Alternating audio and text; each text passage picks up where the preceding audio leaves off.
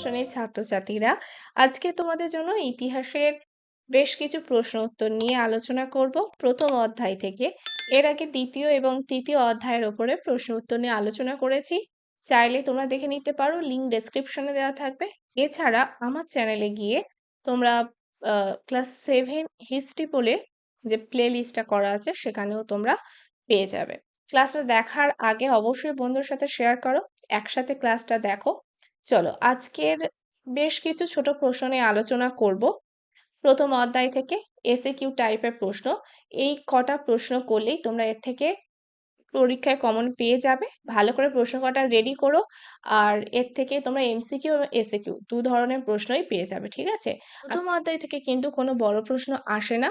অবশ্যই সবসময় ছোট প্রশ্নগুলো ভালোভাবে করার চেষ্টা করবে, কারণ ওখানে নাম্বারটা বেশি ওঠে।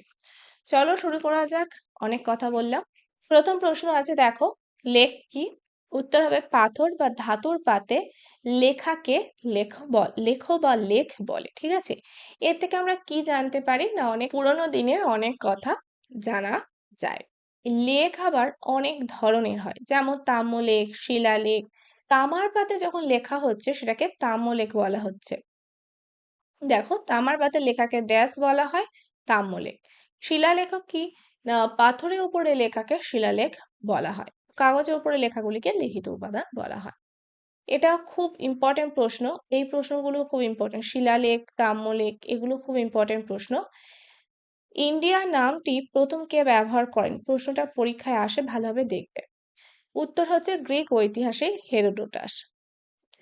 পরের প্রশ্ন দেখো, কোন গ্রন্থে ভারতকে হিন্দুস্তান বলা হয়েছে? এটাও ভীষণ ইম্পর্টেন্ট প্রশ্ন। বা কোন গ্রন্থে হিন্দুস্তান দ্বারা সমগ্র ভারতকে বোঝানো হয়েছে? উত্তর হবে হুদুদ অল আলম গ্রন্থে। কোন অঞ্চল হিদুস নামে পরিচিত ছিল? উত্তর হবে উত্তর পশ্চিম ভারতের সিন্ধু নদীর বদ্বীপ অঞ্চল। কোন শিলালেখ থেকে হিন্দুস্তান কথাটি পাওয়া গেছে? উত্তর হবে ইরানের সাসানীয় শাসকের একটি শিলালেখ থেকে। পরের প্রশ্ন, হিন্দুস্তান বলতে কোন অঞ্চলকে বোঝাতো? সিন্ধু নদীর সংলগ্ন অঞ্চল বা সিন্ধু নদীর আশেপাশের অঞ্চলকে হিন্দুস্তান বলা হতো। তখন কিন্তু হিন্দুস্তান বলতে পুরো ভারতকে বোঝাতো না। আর এই প্রশ্নটা খুব ইম্পর্টেন্ট প্রশ্ন, ভালোভাবে দেখে রাখবে। শীঘ্রই আমি তোমাদের জন্য বড় প্রশ্নের ওপরে একটা ক্লাস নিয়ে আসবো। ইম্পর্টেন্ট সাজেশন প্রশ্নগুলো বলে দেব।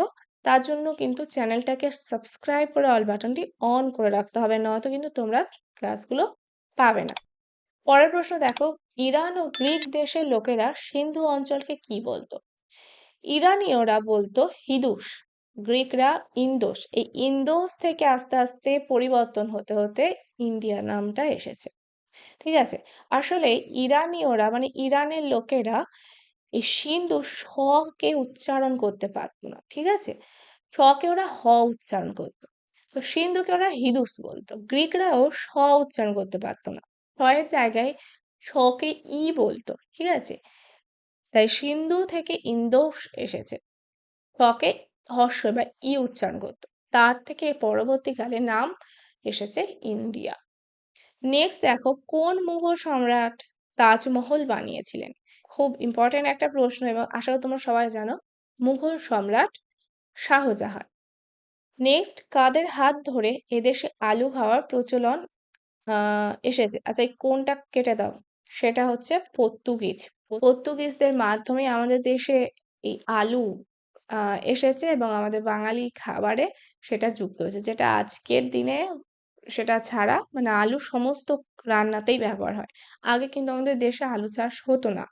পরের প্রশ্ন দেখো, ইতিহাসে উপাদান বলতে কি বোঝো? উত্তর হবে পুরোনো দিনে যেসব জিনিস থেকে আমরা অতীত দিনের কথা জানতে পারি তাকেই আমরা ইতিহাসে উপাদান বলবো। যেমন সেই উপাদান কি কি হতে পারে? পুরোনো ঘরবাড়ি হতে পারে, মূর্তি হতে পারে, টাকা পয়সা হতে পারে, মন্দির মসজিদ হতে পারে, কোনো আঁকা ছবি হতে পারে, বইপত্র হতে পারে, যেগুলো থেকে আমরা অতীতের বিভিন্ন সময়ের মানুষ তথা সমাজের বিভিন্ন দিকের কথা জানতে পারি। ইতিহাসের সময়কালকে কটি ভাগে ভাগ করা হয়েছে ও কি কি? 3টি ভাগে ভাগ করা হয়েছে, প্রাচীন, মধ্য, আধুনিক যুগ। প্রাচীন যুগ, মধ্যযুগ এবং হচ্ছে আধুনিক যুগ। আমরা হচ্ছে এই আধুনিক যুগে আছি।